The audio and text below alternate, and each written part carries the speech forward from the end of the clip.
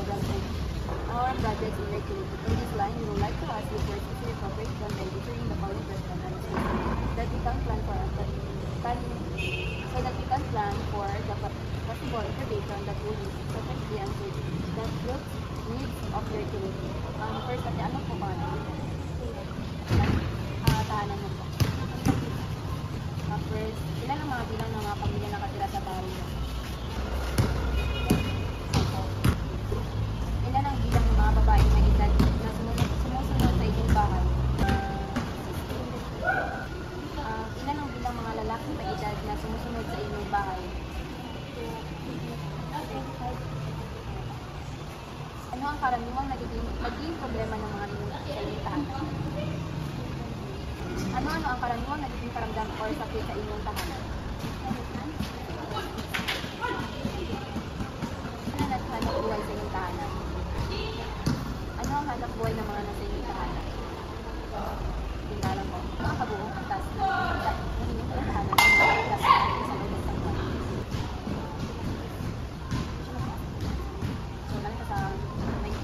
Ano-ano mga kakayahan ang mayroong mga nasa inyong tahanan o ang mga nakatira sa bahay? Ano ang mga pangailangan sa kasanayan o training ng mga nasa inyong tahanan o mga nakatira sa inyong bahay ng mga aktibidad o agawan? Sa inyong tindahan. Ano-ano ang nalalaman ninyong mga dati o kaya kasalukuyang programa o proyekto ukol sa inyong barangay?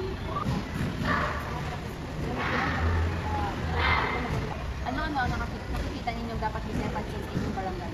Halimbawa kung sa inyong alay po ba kayo ng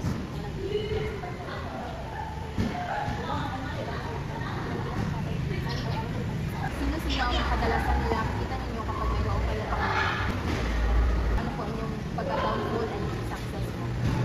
Habang naglapasan nyo?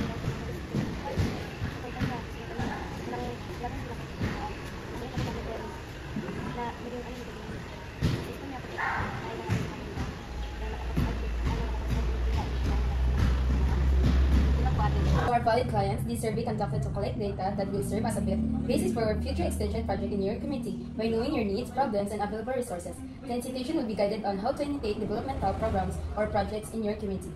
In this line, we would like to ask for your sincere cooperation by answering the following questions honestly so that we can plan for the possible intervention that will sufficiently answer the field needs of your community. First, anong pangalan niyo po? Ang pangalan ko, Giancarlo Nerosa. Saan ka po nakatira? Nakatira ako sa poblasyon na Pinsayap ng Cotabato. Ilan ang bilang ng pamilya na nakatira sa bahay ninyo? 4 kami nakatira sa bahay namin.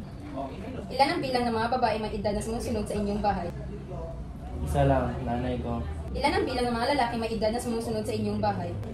2. Ano ang karaniwang naging problema ng mga nasa inyong tahanan? Pera.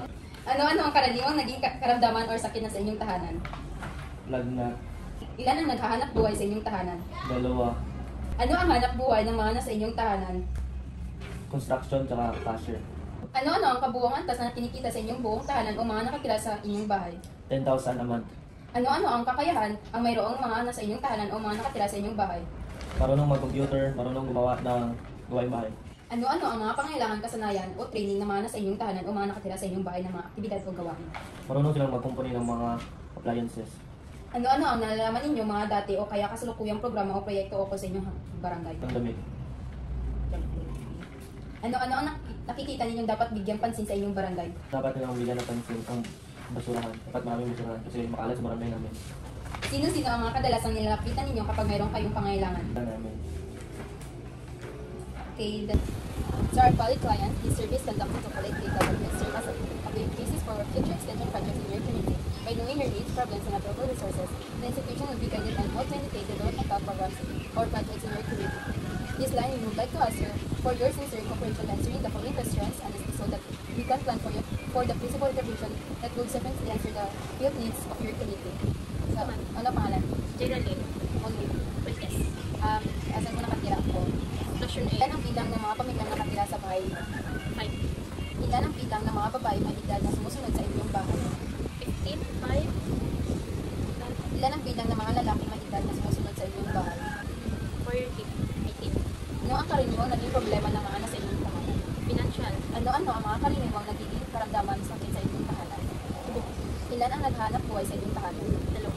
Ano ang hanap buhay ng mga nasa inyong tahanan? Spatcher. Hindi ang ano ang kabuuang antas na nakikita sa inyong buong tahanan o mga nakatira sa bahay niya? Then, Ano ang kakayahan ang mayroong mga nasa inyong tahanan o ang mga nakatira sa inyong bahay? luto. Cellphone. Ano ang mga pangangailangan, kasanayan o training ng mga nasa inyong tahanan o mga nakatira sa inyong bahay ng aktibidad o gawain? Luto lang. Kasi, Wala eh. ano ang mga nalalaman ng mga dati o kayang kasalukuyang programa o proyekto o sa inyong barangay? Paglilinis. Ano ang mga nakikita ninyo dapat bigyang pansin sa inyong barangay? Ikaw. Sino-sino ang mga kadalasan nilapitan ninyo kapag mayroong kayong pangangailangan? Makatanda lang sa trabaho. Yun na po, thank you. To our valued clients, this is survey conducted to collect data that will serve as a basis for future extension project in your community. By knowing your needs, problems, and available resources, the institution will be guided on how to improve and develop programs or projects in your community. In this line, we would like to ask for your sincere cooperation in answering the following questions, and so that we can plan for the possible intervention that will sufficiently answer the field needs of your community. First, what's your name? I'm Giselle Claire. Saan ko nakatira?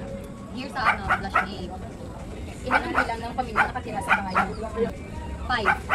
Sige. Ilan ang bilang ng mga babae may edad na sumusunod sa inyong bahay? Iintip ko ang isa.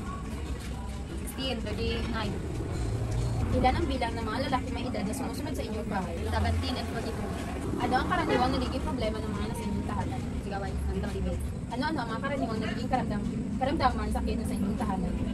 Pusik mo. Ilan ang naghahanap buhay sa inyong tahanan?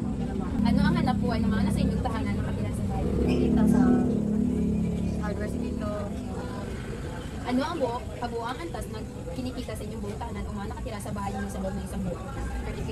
Ano ang kakayahan ng mayroong mga nasa inyong tahanan o ang mga nakatira sa inyong bahay? So, mga sports. Ano ang mga pangangailangan, kasanayan o training ng mga nasa inyong tahanan o mga nakatira sa inyong bahay ng mga aktibidad o gawain? Trabaho to. Ano ang nalalaman ninyo mga dati o kayang kasalukuyang programa o proyekto o sa inyong barangay? Ang mga feeding program. Ano ang nakikita ninyo dapat bigyang pansin sa inyong barangay? Flood control. Sino-sino ang kadalasan nilapitan ninyo kapag mayroon kayong pangailangan? Sa barangay. Last question. Ano ang downfall and success? Magsasagot Pinoy. Oo, Ano lang ito. Siyempre, if katulad part-time. Ang success, ayun. okay, thank